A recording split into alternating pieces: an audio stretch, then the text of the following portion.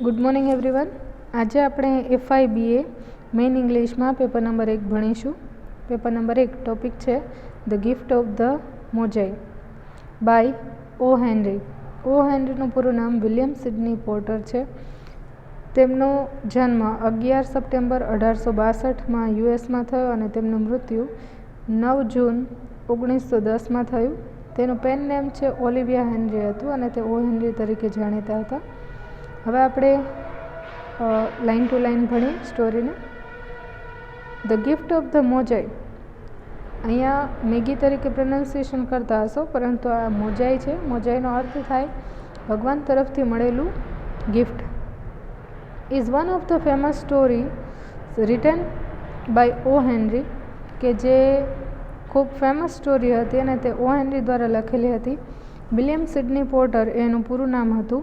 His stories are always touching. તેમની જે story છે તે હંમેશા સ્પર્શે તેવી હતી.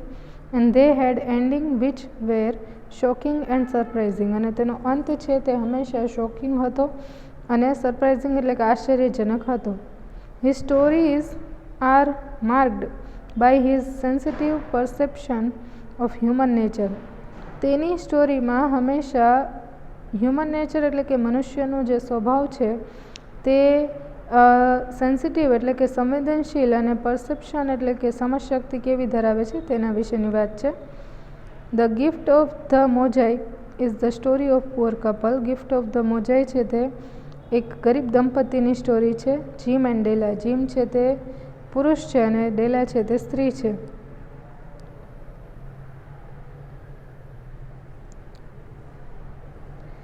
Gym and Della are poor couple. Jim અને ડેલા છે તે ગરીબ દંપતી હતા. હુ સ્ટ્રગલ્ડ હાર્ડ, કે જે સખત મહેનત કરતા.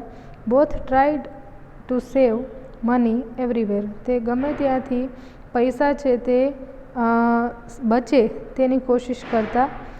On coming Christmas both wanted to give each other gift. આવનારી ક્રિસમસમાં બંને ઈચ્છતા હતા કે તે એકબીજાને ગિફ્ટ આપે. ડેલા કુડ સેવ ઓનલી $1. ડેલા માત્ર છે $1. ડોલર અને સેન્ટ છે તે યુએસમાં ચાલે છે, એટલા માટે તેની વાત કરે છે કે માત્ર $1.87 જ બચાવી શકી. She was disappointed. તે ખૂબ જ નિરાશ થઈ. When she went to the market. જ્યારે તે માર્કેટ જાય છે ત્યારે.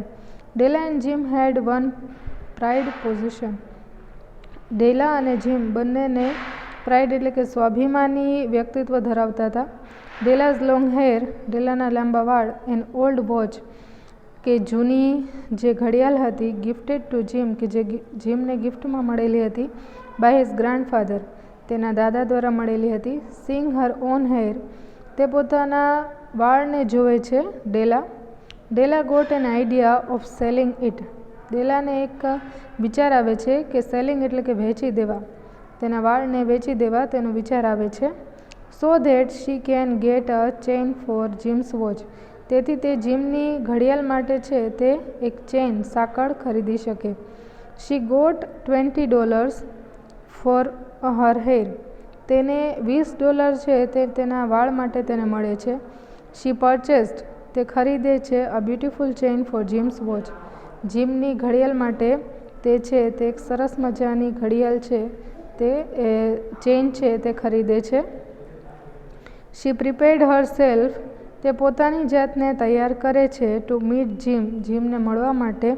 Without long hair. કારણ કે તેના વાળ છે તે વેચી નાખે છે એટલે તેના વિના તે મળવાની તૈયારી કરે છે. Jim was shocked to see her small hair. તેના નાના વાળ જોઈ અને જીમને એકદમ શોક થાય છે. ઓફકોર્સ હી રિકવર્ડ. જો કે તે પાછા આવી જશે. And said that. અને તે કહે છે કે હી લવ્ડ હર. તે તેને પ્રેમ કરે છે. Loved her very much. તેને ખૂબ જ પ્રેમ કરે છે.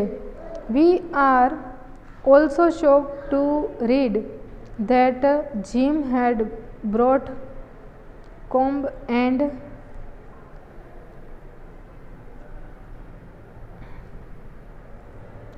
એટલે કે we are also shock to read. આપણને આ વાંચીને એક શોક બીજો પણ થાય છે કે that Jim had brought. Jim પણ ખરીદે છે કોમ્બ એટલે કે દાંતીઓ. And buckle made of tortoise shell. કે જે ટોર્ટોઇઝના કવચ જે હોય છે તેમાંથી બનેલું હોય છે. But she had no long hair now, પરંતુ તેને લાંબા વાળ હવે હોતા નથી. Della brings the chain for Jim. Della છે તે ચેઇન છે જીમ માટે ખરીદી અને લાવે છે. And gift it to him, તેને ગિફ્ટ આપે છે. બટ જીમ સ્ટાર્ટ્સ લાફિંગ, પરંતુ જીમ છે તે હસવાનું ચાલુ કરી દે છે. ટુ અર સરપ્રાઇઝ, આપણને આશ્ચર્યની વાત થાય છે કે વી કેમ ટુ નો, આપણને જાણવા મળે છે that he had sold his gold watch, તે પોતાની ગોલ્ડ વોચ છે તેને વેચી દે છે. ટુ બાય હર કોમ્બ, તેના દાંતીઓ ખરીદવા માટે તે પોતાની ઘડિયાળ છે તે વેચી દે છે. Here we can see that the couple loves, અહીંયા દંપતીનો જે પ્રેમ છે ઈચ અધર, એકબીજા માટેનો જે પ્રેમ છે તે દેખાય છે. સો મચ એટલે ખૂબ જ પ્રેમ છે દેખાય છે. That they sold there proud position, કે તે પોતાનું સ્વાભિમાન છે એને છે તે વેચી દે છે. Actual gift they gave was love, હકીકતમાં તો તે એકબીજાને પ્રેમ ગિફ્ટમાં આપે છે. Writer says that all who give and receive gifts are the magi angels, એટલે કે તમામ જે ગિફ્ટ છે કે જે આપણે આપીએ છીએ કે જે પ્રાપ્ત કરીએ છીએ તે છે તે એક ભગવાન તરફથી મળેલું છે. Who brought gift for Jesus on his birth, કે જે જીસસના સ્વરૂપમાં કે એના જન્મ જે થયો હતો અને એના સ્વરૂપમાં જે ગિફ્ટ મળી હતી તેના વિશેની વાત છે. તો અહીંયા આપણો આ ટોપિક પૂરો થાય છે.